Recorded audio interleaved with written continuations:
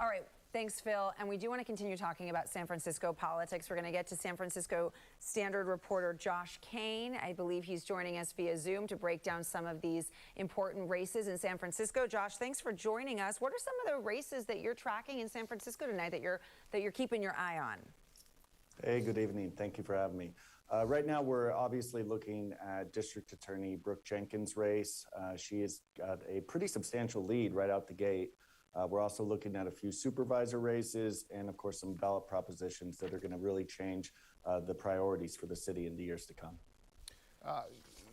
Josh, you've been reporting, obviously, on everything that's been happening in the city in terms of concern about homelessness and crime. How much of that, from your experience and your staff's experience, is fueling people at the polls today and, of course, their mail-in ballots as well? Yeah, absolutely. We've done our own polling ahead of the election, and we found that people are pretty fed up with the status quo in San Francisco when it comes to just the cost of living, cost of housing, which obviously has a big effect on the large number of people who are living on the streets, homeless.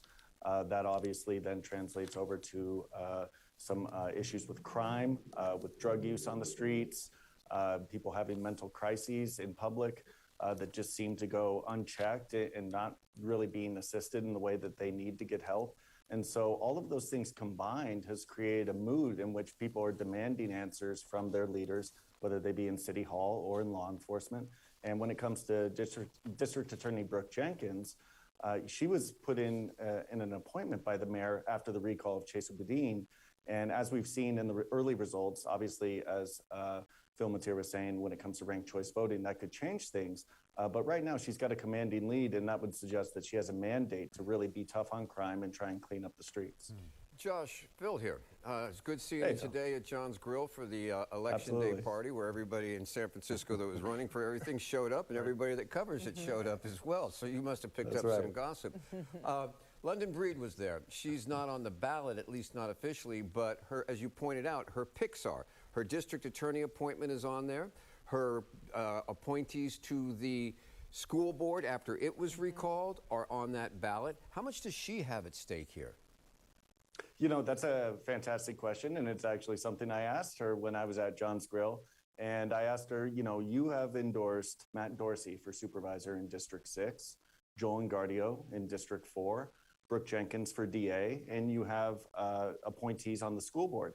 And I asked her, what happens if voters, say, we want all of these people in office? Does that give you a mandate to really take the lead and really enact even bolder proposals? And she kind of hedged. She said that, it's not about my mandate. It's about the voters basically getting the most basic services they want when it comes to public safety, better schools, paying our teachers on time, and making sure that we're also, being a reform-minded, fair criminal justice system, but also one that doesn't allow rampant drug dealing to go unchecked. And so I think actually, Mayor Breed, this is a huge night for her if the results hold up over the next couple days here, because not only is it just the candidates that she's appointed who could be winning, but then also her stance on certain ballot measures when it comes to the affordable housing measure, Prop D.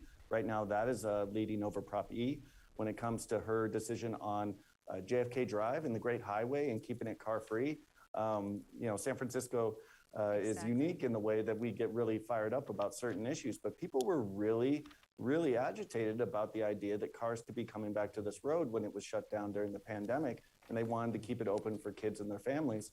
And those measures that she supported are also winning. So right now, I think Mayor Breed is really having a great night, and she can take this and really use it as momentum in the year to come. Yeah, for sure. We'll see what's next for her as well in her political career. Josh Koehn from the San Francisco Standard, thanks so much for your insight. We appreciate you joining us.